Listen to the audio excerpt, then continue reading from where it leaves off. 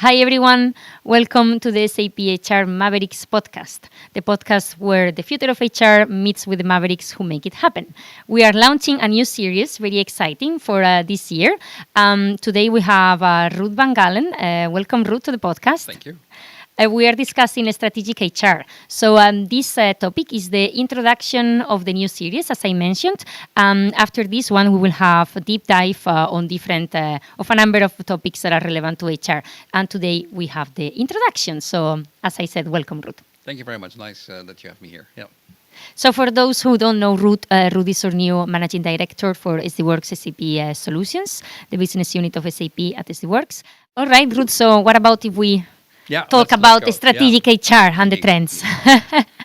All right, so the HR trends 2026 that we are going to talk about today are part of a report, of a research that Worx released. We identified in general 4 trends that are really hot in the market of HR today. One is what we call the digital ally, experience shaper, flow architect. What was the other one? Help me here. Value creator. Thank you. Yeah. Yes. So these trends are shaping how HR behaves today as a function, as a department, let's say, in an organization, but also from a strategic point of view, right? Because we have always said HR needs to be more strategic, HR needs to sit together with finance, with operations, and it seems that we are finally getting there, also thanks to AI, reporting, and all of that is helping HR. So what is your view? Can you help me compare a bit how HR was seen before and how it is today? Let's start with that. Now, I think that everybody understands that you need to do something with AI. So if you now start with AI, then you're quite late in the game. But then you need to decide what you're going to do with AI. So not that you are following the trends. Of course, there's a nice usage of AI, but you need to have a plan in place, how you be together with AI, that you can get the best out of it. So you need to take the front seat and define what kind of reporting you want, what kind of measurements you can build. But also have specialists on board who understand AI and also can analyze your data. Because also with AI, if the data quality is not good, then you get really quick wrong answers. And that is not what you want. Exactly. I think that is a typical problem that we see in organizations today. We sit on a bunch of data that sometimes is not correct or is not measured properly, and then you throw AI into the mix, hoping that it will solve the problems, but it only makes it bigger because then you are taking decisions based on wrong data. So we need to start from the beginning. Yeah. You really need to adopt it and bring it in your organization. And if you not adopt AI and not lead it, then you're following, and then you're always behind. So, and also compared to your competition, it has incredible possibilities for organizations, but now you need to be on top of it. Yeah, but it's also scary. Worx research shows that 1 out of 3 employees that are already using AI tools are afraid of losing their jobs to AI and so on. So how do we handle that? Because it's a mix of feelings, right? You want to be on the lead, you want to use AI, but also the more that you use it, the more you realize that things are going to change so quickly. Technology is advancing at a breakneck speed. So how HR can help with this? Now, HR can, of course, help by explaining the change. So by owning AI, that creates also new opportunities. Like I said, if you are on top of it, that means that you also need to create roles for people who have a new role with AI tooling. So the roles are changing in that way. Of course, a lot of people are afraid. You see also what's happening in the news. But I think that the big challenge for HR is building trust and keep the knowledge in the company. Yeah, and lead the change. And lead the change. So from that side, and also speaking data and how HR needs to lead the change within an organization. HR obviously is not a standalone department. You need to work, and when you sit at management tables and ExCom, you sit together with finance, you sit together with operations, and you sit together with all the different business units, right? So how can HR speak the same language as finance? How can HR show business value, let's say, or how can they use HR data in order to drive business outcomes and to help the organization move forward? Yeah. No, I think strategic HR is always a topic within HR, and luckily you see lots of improvement in HR. So where the admin tasks are, we're moving more and more in strategic, but I see in general that some HR teams struggling with making the output in financial so that they can speak the language of the CFO or speak the language of operations. Give you a quick example, retention. Retention is, if you make that measurable, so what is the cost of high retention by, for example, the recruitment cost, the onboarding cost, the new joiners, welcome them, and the whole cycle to manage that. That can be 150, 200% more than you normally pay for when you have somebody a long time on board. Absolutely. So if you can make that financial, then the doors of the CFO is open for you. So I always say to my counterpart, talk the language and also integrate systems with each other. Yeah, of course, integration is key. Yeah. So data flows correctly. We all talk the same language. We all see the same. But to the point that you were making of, for example, retention and how to make that CFO ready, at the end, if you think about it, it's if you measure the ENPS, typical HR measurement, the ENPS, when it's low, is telling you that you might have a retention problem. So at the end, it's telling you the same. But when you present it to finance, it's completely different to say I have, an ENPS score of 0, or this is the retention issue that we have, and that's going to cost you X amount of euros. No, so it's the same, but the way to present it is radically different. It's different, yeah. So normally you see that these surveys are a collection of available data, but not the translation in finance. And then long-term sick leave, retention rates, these are all impacting cost of hire, working with part-timers for a long time. That is all for freelancers. That's also impacting your business and also your long-term strategy. Of course. Your workforce management. Yeah. And is that something, this data, something that we can get with SAP in an easy way and with the help of AI? So how is SAP SuccessFactors playing a role to help HR be more strategic?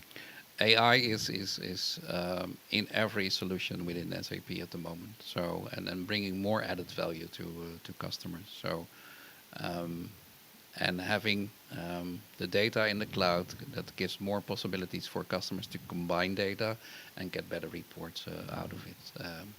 And also then steer on the output. But like we said in the beginning, if the data is not good or correct, then you first have a job to do to update your data. Yeah. So that will be like the first, let's say, homework.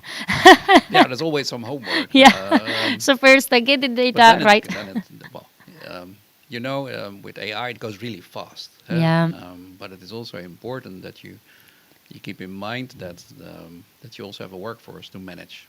So the technology is faster than the workforce. So you also need to give the organization the time to adopt AI, and also the leadership that there is a change in how we do business these days.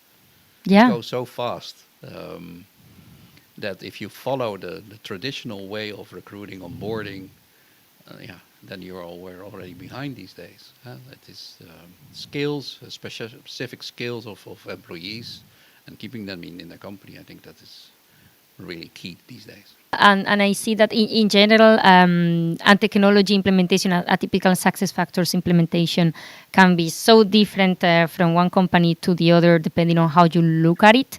Like it's just implement the system and that's it, and then you expect that it will do things. Or if there is a strategy behind, and you want like a clear purpose and a clear outcome, the way that you implement the technology, the way that you use it is entirely different, and that makes a whole difference in the company. Yeah, absolutely. So a good preparation is always key. Yeah. So if you start thinking about replacing your HR system, or you thinking about a new system, then have a good preparation, create a good business case, and your expected outcomes. Not only finance driven, but also think what can we optimize in your organization, and then we are happy to talk with you to advise you in what kind of direction we can support you. Yeah, and the advisory piece is key, and that is, I think, one of our differentiators as well. The fact that we can challenge the assumptions, we can challenge the customers as well, obviously in a nice way, but really thinking, okay, what do you want to achieve with this first? So they ask themselves that questions, and we start from there. That's really important, and not just implement for the sake of implementing a technology. No, and there you see it goes wrong, because especially in the cloud, you are always in implementation, and lots of customers forget that because you get the updates, the new releases. Yeah, the releases, yeah, of course. So you need to be ready, and you have to need a core team to see what is the new release doing and the impact, and you need to test. You need a core team to always look at what's coming up next and how can that work on the business case for us, and how does it bring added value, and do we gonna implement it? Do we gonna roll it out in the organization? And the partners from SAP, and of course also SAP, can advise customers how to do this. Yeah, of release course. Management. Releases. Now there's twice a year, but indeed so many updates, and because of technology, and we were commenting before that it moves really, really fast. Yeah. There are more and more, I guess, an increase of new features and capabilities of the tool. Yeah, so the system, it is not like in the old days that you have one system. It is every half year you get the updates, and it is changing constantly and improving, and bringing more capabilities in AI. So that means that you need to be on top of it. Yes. You really need to invest time and have a core team who time really and resources. Yeah, indeed. It's, as you say, continuous implementation almost. Indeed. But we are in continuous mode of everything, learning, change. So skills. Yeah, absolutely. Yep. As we were talking, and development. So indeed. Yeah, it's never boring. Yeah, that's true. Yeah. No, absolutely.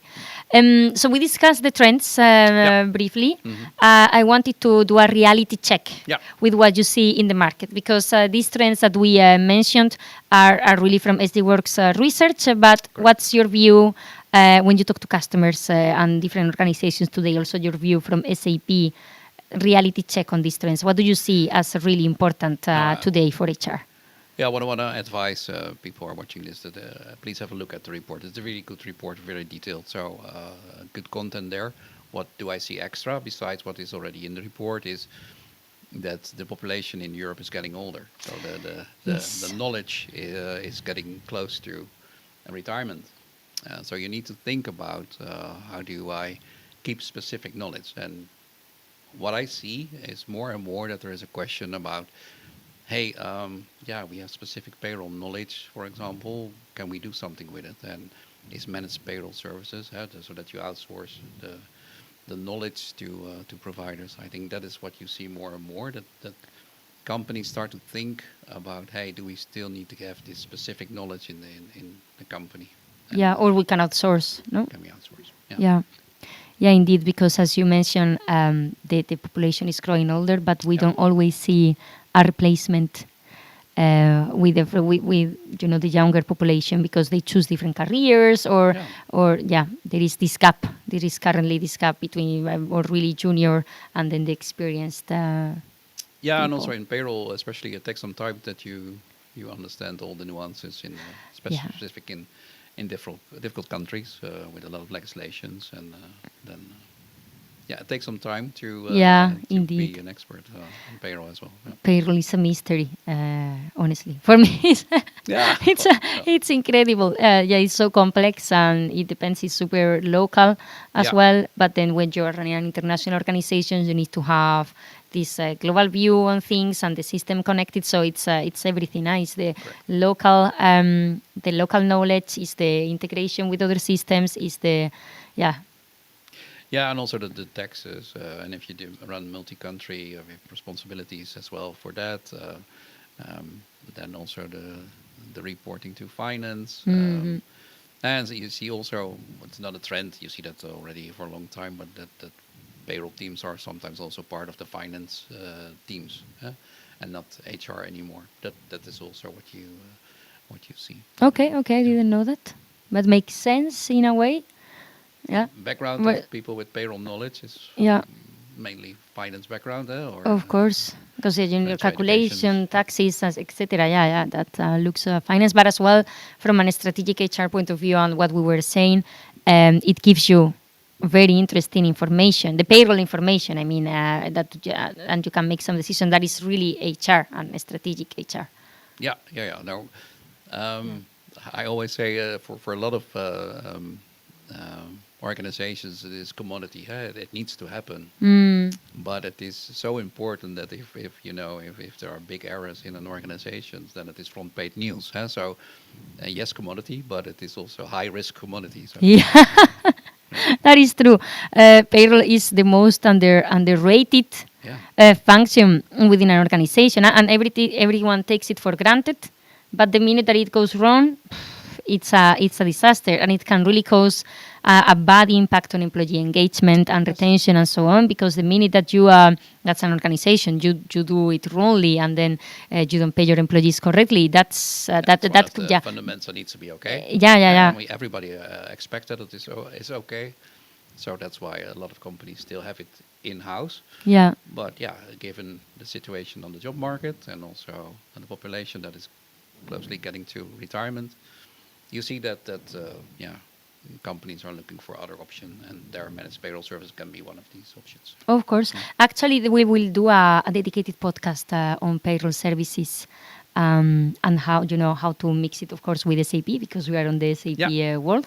But there is an upcoming podcast just dedicated to that. So it's good that you mention it as a trend in the market, because that means that we are doing something right, and we are we are talking about relevant topics. So that's great. I'm definitely gonna listen to that one. Great. So how would you like to add something else? How can we summarize? What I said, HR needs to be part of the strategy, talk the language of the business. Present business outcomes, and that will help in the organization to get more credibility, so to say, or being really a part of the decisions in larger or smaller organizations. All right, Ruud. So thank you very much for joining today and providing us your view on strategic HR topics. And it was a great introduction for the podcast, for the new series. So thank you very much for that. And thank you for watching. As I mentioned before, today was the introduction with Ruud on strategic HR. And later on, we will release this new series of topics that include cloud sovereignty, data, AI, payroll services, migration to the cloud. So we will really deep dive on relevant topics for HR today, related obviously to SAP SuccessFactors environment. So again, thank you for watching, and thank you, Ruud. Thank you very much.